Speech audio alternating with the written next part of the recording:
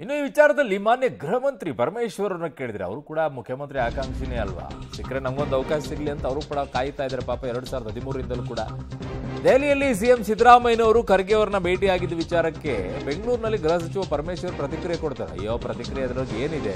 ಅವ್ರು ಹೇಳ್ತಾರೆ, ಖರ್ಗೆ ಭೇಟಿ ವೇಳೆ ಏನೆಲ್ಲ ಚರ್ಚೆ ಆಯಿತು ಅಂತ ನನಗೆ ಏನ್ರಿ ಗೊತ್ತು, ಸಿಎಂ ಜೊತೆಗೆ ಚರ್ಚಿಸಿ ಮಾಹಿತಿಯನ್ನ ಪಡಿತೀನಿ ಅಂತಿದ್ದಾರೆ.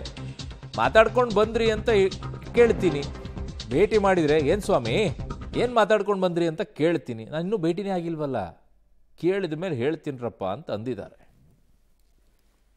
ಅಲ್ಲ, ನಾನಿನ್ನೂ ಮುಖ್ಯಮಂತ್ರಿಗಳ ಜೊತೆ ಮಾತಾಡಿಲ್ಲ. ನಾನು ನಿಮಗೆ ಕೇಳ್ತೀನಿ, ಏನು ಸ್ವಾಮಿ ಏನು ಮಾಡ್ಕೊಂಬಂದ್ರಿ ಅಂತ. ಅದನ್ನು ಕೇಳಿ ತಿಳ್ಕೊಂಡು ಆಮೇಲೆ ನಿಮ್ಗೆ ಹೇಳ್ತೀನಿ. ಏನೋ ಸಿಗದೇ ಇರೋದು ನೋಡಿದ್ರೆ ಬೇರೆ ಏನಾದರೂ ಚರ್ಚೆ ಮಾಡೋ ಪ್ರಯತ್ನದಲ್ಲಿ ಇದೆಯಾ ಸರ್ ಹೈಕಮಾಂಡ್? ಅಲ್ಲ, ನಾನು ಮುಖ್ಯಮಂತ್ರಿಗಳ ಜೊತೆ ಮಾತಾಡಿದ ಮೇಲೆ ವಿಷಯ ಗೊತ್ತಾಗುತ್ತೆ ಅಲ್ವಾ. ಮಾತಾಡ್ದೇನೆ ಹೇಳ್ಬಿಟ್ರೆ ಸರಿ ಇರಲ್ಲ. ಅದಕ್ಕೆ ನಾನು ಮಾತಾಡ್ತೀನಿ. ಅಲ್ಲಪ್ಪ, ನಮಗೇನು ಗೊತ್ತಿಲ್ಲ, ನಿಮಗೇನಾರು ಎಕ್ಸ್ಟ್ರಾ ನ್ಯೂಸ್ ಸಿಕ್ಕಿದ್ರೆ ಹೇಳಿ. ನಮಗೆ ಗೊತ್ತಿರೋದು ಇಷ್ಟೇ.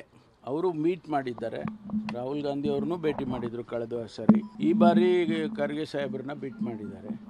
ಅವ್ರ ಇಬ್ಬರ ಮಧ್ಯೆ ಏನು ಚರ್ಚೆ ಆಗಿದೆ ಅದನ್ನು ತಿಳ್ಕೊಬೇಕಲ್ಲ. ಅದು ಪೂರ್ತಿನೂ ನಮಗೇನು ಹೇಳಲ್ಲ ಅವರು ಅಲ್ವಾ.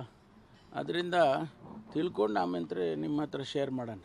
ಪುನರಚನೆ ಚರ್ಚೆ ಆಗ್ತಾ ಇಲ್ಲ, ಗ್ರೀನ್ ಸಿಗ್ನಲ್ ಸಿಗ್ತಾ ಇಲ್ಲ ಅಂದರೆ ನಾಯಕತ್ವದ ಬದಲಾವಣೆಗೆ ಏನಾದರೂ ಹೈಕಮಾಂಡ್ ಮುಂದಾಗ್ತಾ ಇದೆಯಾ ಅಂತ ಸರ್? ಯಾವುದನ್ನು ನಾವು ಹೇಳೋಕ್ಕೆ ಆಗೋದಿಲ್ಲಲ್ಲ. ಈಗ ನೇರವಾಗಿ ಯಾರಾದರೂ ನಮ್ಗಳ ಜೊತೆ ಮಾತಾಡಿ ಹಿಂಗಾಗಿದೆ ರೀ, ಹಿಂಗೆ ಹೋಗಿದೆ ಅಂತ ಹೇಳಿದರೆ ಅದನ್ನು ನಿಮ್ಮ ಹತ್ರ ಹೇಳ್ಕೊಬೋದು ನಾವು. ಅದರಿಂದ ನಾವು ಅಲ್ಲಿ ಚರ್ಚೆ ಮಾಡದೆ ಹೊರತು ನಾವು ಸುಮ್ಮನೆ ಹೇಳಿದ್ರೆ ಸ್ಪೆಕ್ಯುಲೇಷನ್ ಆಗುತ್ತೆ. ಕರೆಕ್ಟ್ ಬಿಡಿ ಡಾಕ್ಟ್ರೇ, ನೀವು ಇನ್ನೂ ಡಿನ್ನರ್ ಮೀಟಿಂಗ್ ಸೇರಿಲ್ವಲ್ಲ. ಡಿನ್ನರ್ ಮೀಟಿಂಗ್ ಸೇರಿದ ಮೇಲೆ ಅದೆಲ್ಲ ಬರುತ್ತೆ. ಇನ್ನೂ ಯಾವುದು ಲಂಚು ಇಲ್ಲ, ಡಿನ್ನರು ಇಲ್ಲ. ಹಾಗಾಗಿ ಈಗಷ್ಟೇ ಬಂದಿದ್ದಾರೆ, ಬಂದ ನಂತರ ಡಿನ್ನರ್ ಮೀಟಿಂಗ್ ಸೇರ್ಕೊಂಡಾಗ ಹೇಳ್ತೀರಿ. ಅಲ್ಲಿವರೆಗೂ ಸ್ವಲ್ಪ ಪುರ್ಸೊತ್ತಂದ ಸ್ವಲ್ಪ ಕೇಳ್ತಾ ಇರಿ, ಅಲ್ಲಿ ಇಲ್ಲಿ ನಾವು ಕೇಳ್ತಾ ಇರ್ತೀವಿ, ನೀವು ಉತ್ತರ ಕೊಡ್ತಾ ಇರಿ. ಡಿನ್ನರ್ ಆಗಲಿ, ಆಮೇಲೆ ಉತ್ತರ ಕೊಡಿ.